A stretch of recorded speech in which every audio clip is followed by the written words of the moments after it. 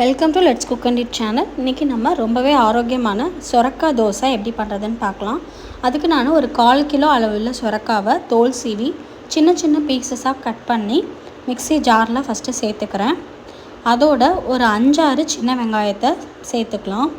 அப்புறம் ஒரு சின்ன துண்டு இஞ்சி, ஒரு பீஸ் பூண்டு, கொஞ்சமாக சீரகம், தேவையான அளவு உப்பு சேர்த்து நல்லா மையாக அரைச்சி எடுத்துக்கலாம்.